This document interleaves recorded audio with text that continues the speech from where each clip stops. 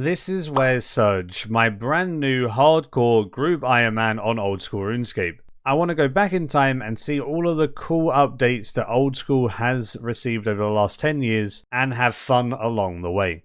So let's get right into it.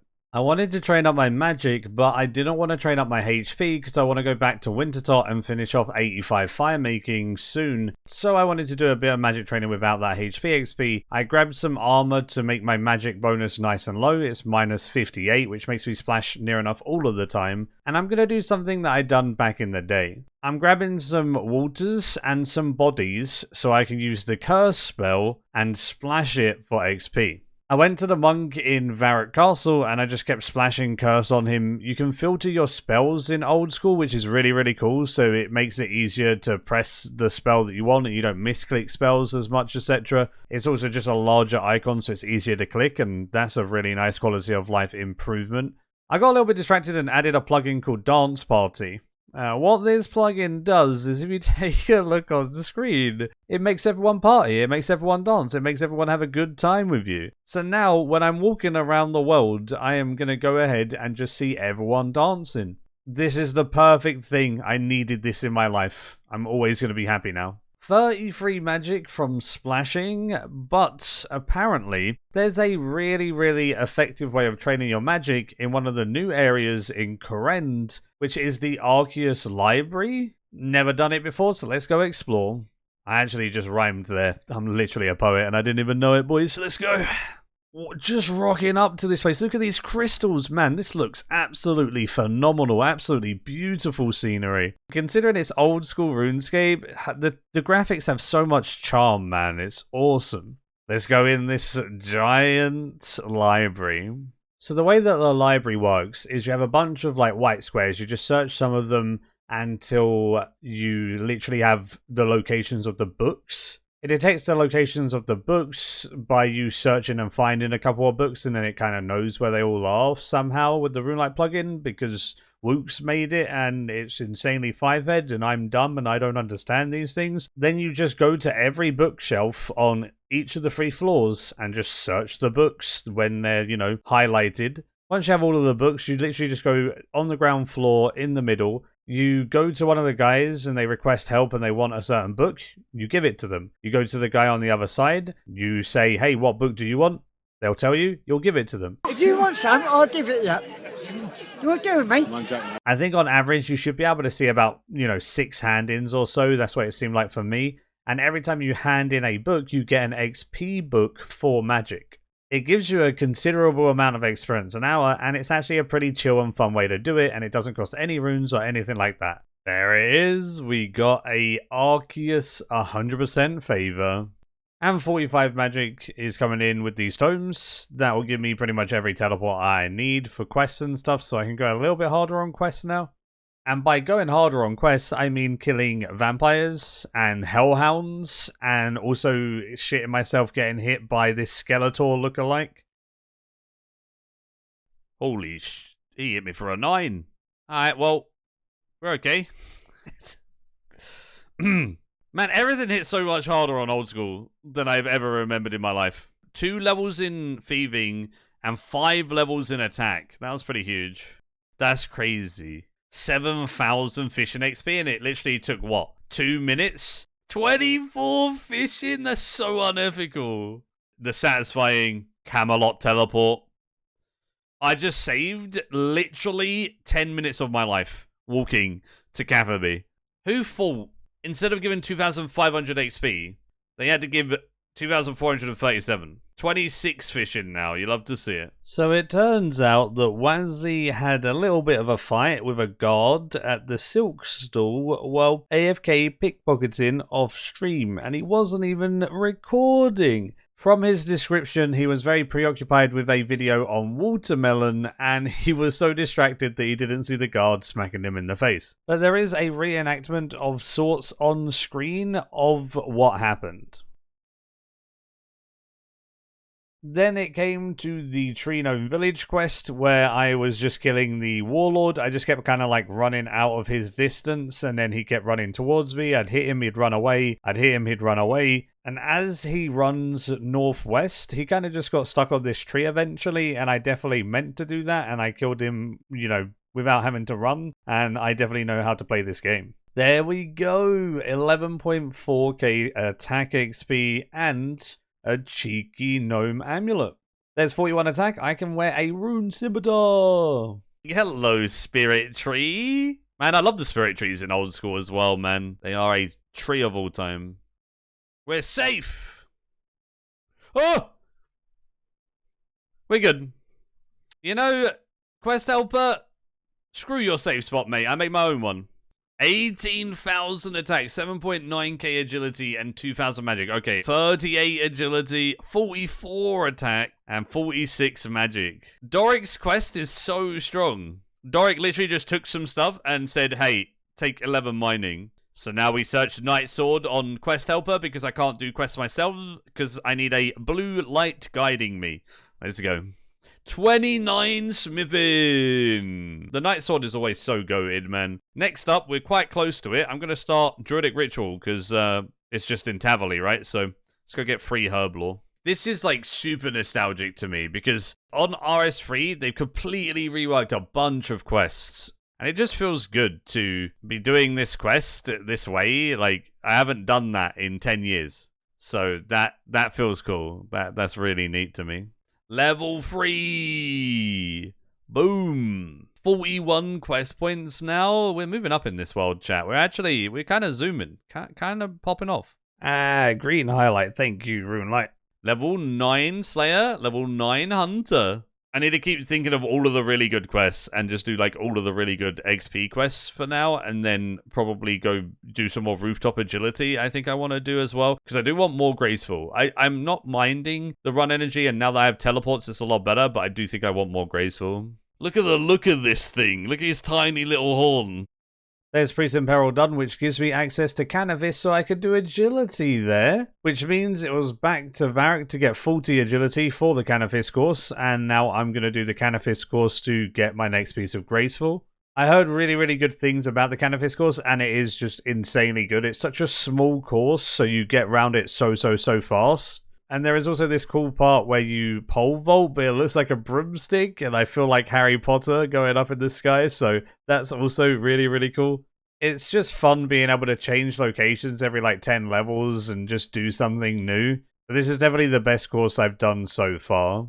I have 45 agility and we need 1 mark of grace for our good old hood. There it is. Graceful hood obtained. Honestly, it looks pretty cool. I quite like it. And that's our second piece. We'll keep getting a piece probably per episode until we have the full thing.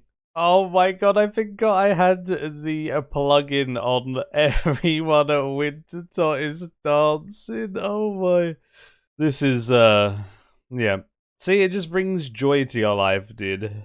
I needed to AFK while editing the first video together, so I bought a bunch of feathers and I done a ton of AFK fishing. I just did salmon and trout at Lumbridge until 40. Then when I hit 40, I cooked all the fish and headed over to Catherby. And then I started fishing lobsters. And I got a beginner clue while fishing. It's so cool seeing a beginner clue bottle. That's sick. I love this. 84 fire making from Wintertot coming in. Time to open up a couple of my crates. Another torch. So now, if I was to roll another torch, I now get Torstal seed or magic seed, which is huge, right? Oh, I rolled a torch back to back then. That's crazy. All right, one more. Back to back Torstal seed. What? That means I must have rolled the torch 3 times in a row.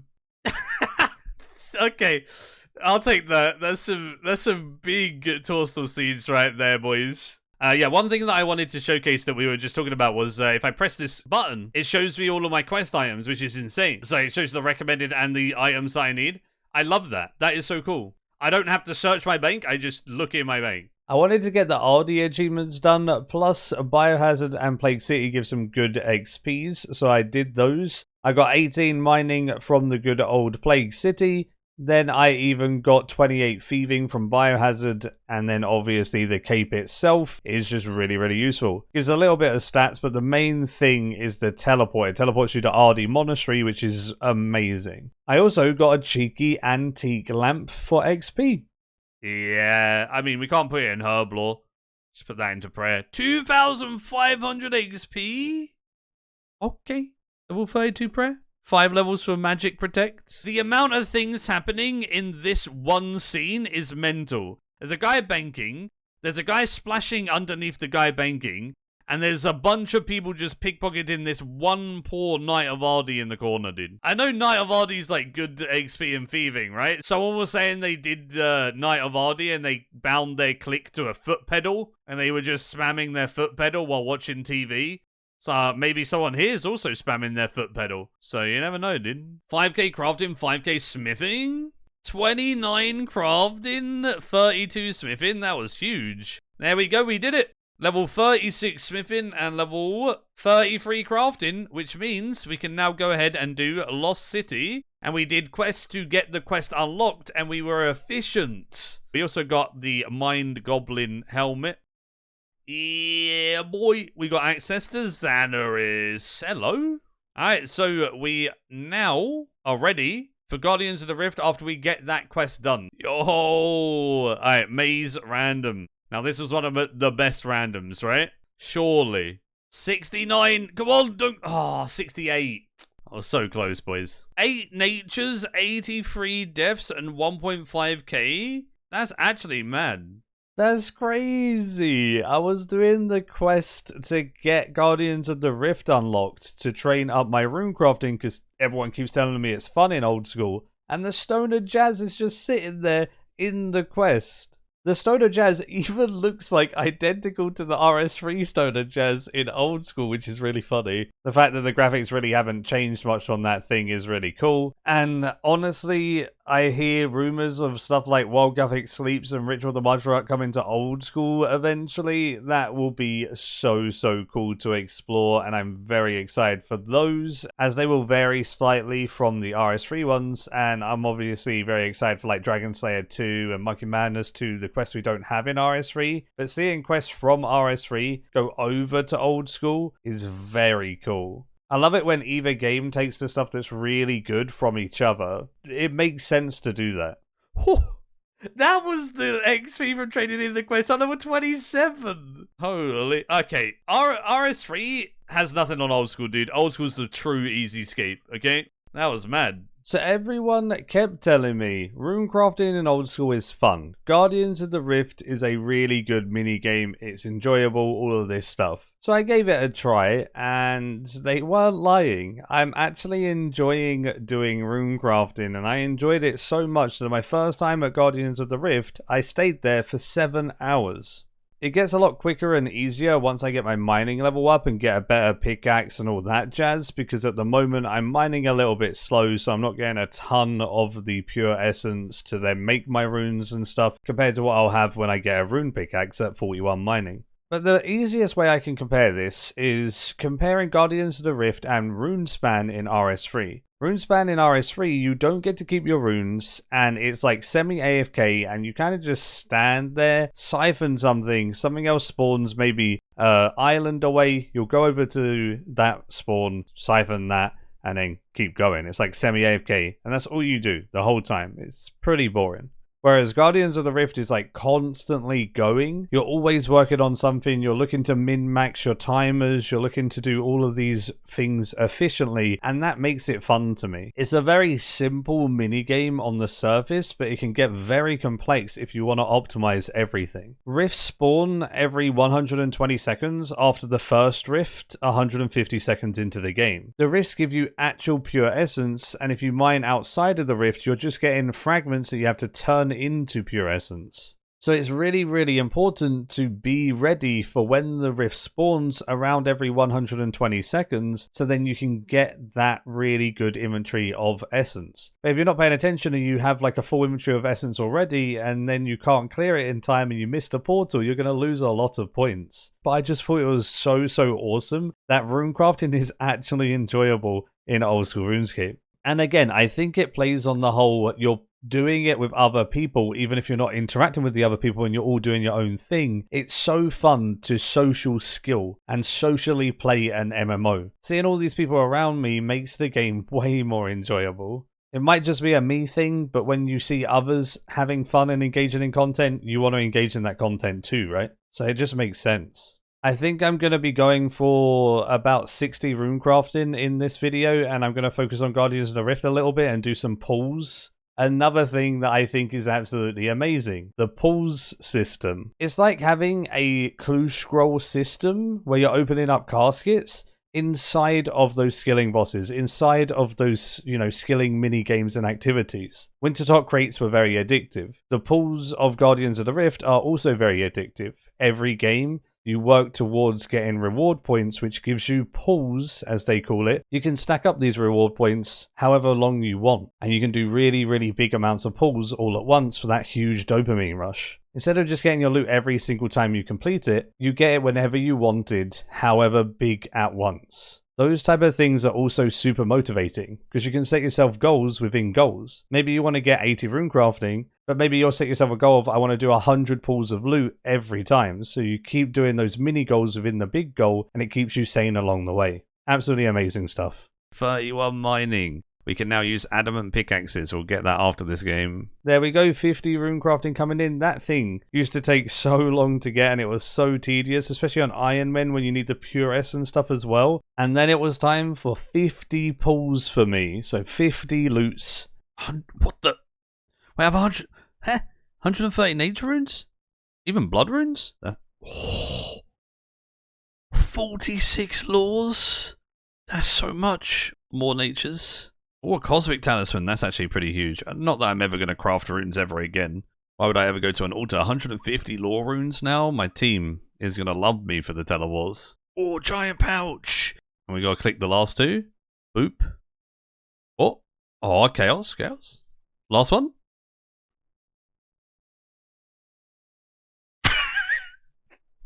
We got it on the last. That felt so good though. The amount of loot that I got there. 234 laws, 590 natures. That's crazy. And then I got the 2 pouches.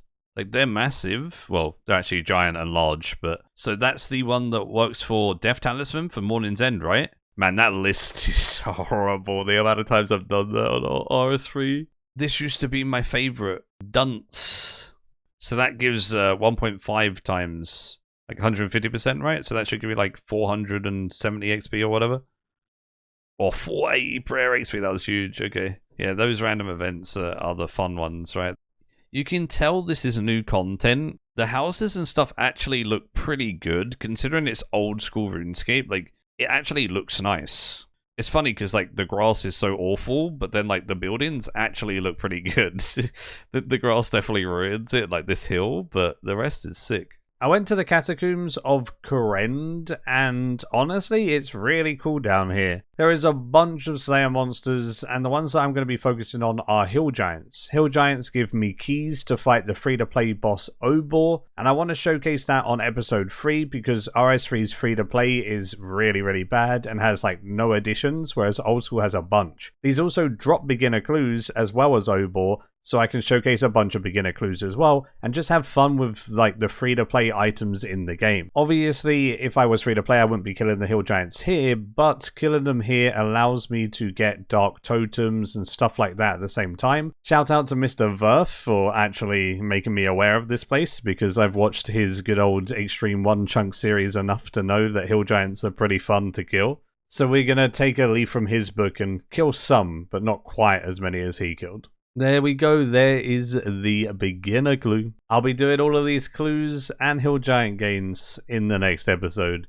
So I was back to close out Wintertop. I got level 85 fire making, and I was going to stop at 85, but I was kind of addicted and I wanted to stack up a decent amount of crates, so we actually got 86. Sadly, those crates didn't give me anything of use, but hey, supplies are supplies.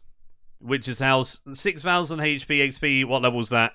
29! Okay, we went from 22 to 29 HP, which is huge. Task Chicken? Go on, my man, with your full myth. Then I wanted to spend some more time going ahead and doing some more Guardians of the Rift. Now that I've got a better pickaxe and I've got like a decent runecrafting level, I can make better runes, I can get my rune essence way quicker, it feels a lot better. I'm getting on average like 3 pulls per game, which is pretty good considering my stats are still rather low, and it just feels so rewarding because those pulls give so many runes for the group and we can stock up in that way, and then hopefully the group can then more easily manage stuff like enchanting jewelry, alching stuff, teleports while questing. So we're looking to be a team player, and this is a really good way to be that team player. Mr. Evil Lucario is going mad with his quests, so I gave him a bunch of lore runes and he was very happy.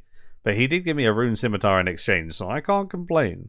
I found out about this earlier, but it is huge. If you need anything on the wiki, you just press the little wiki banner and you just click on the thing in game. So I want to know what the chance of my medium pouch is to see if it'll be worth it. I just click look up rewards guardian. It brings me up the wiki page. We scroll down. It's literally a 1 in 9. So it's a pretty common one. It's probably worth me just trading in my pools. Sadly, I can't stack up quite as much as I wanted to, but that is crazy. Level 54 rune crafting, and we unlocked the good old lore runes, which is actually huge. But I don't have the quest done for lore runes, sadly. But I do need to do a couple of pulls. I've got 16 pulls. I need to get my pouch back because it broke. Okay, well, I got my pouch back in 1 pull. I can keep the rest now. Let's go. I have to hear Sea Engineer whisper sweet nothings in my ear. Not even whisper, yell sweet nothings in my ear. Alright, let's go. Oh, 82 lore runes? That's crazy. Hey! Collection log slot completed. So what is this? A hard clue and some death runes? Oh, if I could do this hard clue, man. I think I could do that one, right? Behind the PvP arena? Old Duel Arena one? Okay. And we got 19 more to go. Let's get some more. 259 laws. These are obviously my favorite ones, and then nature's also really good. Bloods are amazing as well, right? So that's big. 59 abyssal pearls. We got the collection log. Let's try and get this hard clue done. Sadly the second step requires Swan Song. It's in the Piscatorius fishing area, so we gotta drop the clue, but we'll probably get another one in the future, and maybe we'll have more of the requirements by then. And that's it for this video. The good old members are on screen right now. Thank you so much for the support. I appreciate it so much. Also, I just want to say thank you so much for the insane support on episode 1. I had nothing but nice comments, and obviously the viewership was absolutely mental. The fact that so many people chose to watch it and actually enjoyed it is a dream come true. So thank you so much for the warm welcome to the old school scene. Hopefully I can continue this series and continue entertaining you guys. That's the main goal. As always, if you made it this far into the video, you're an absolute legend. I appreciate the heck out of you. Do give the video a like if you are new, and subscribe for loads of future content. And as always, until next time, see ya.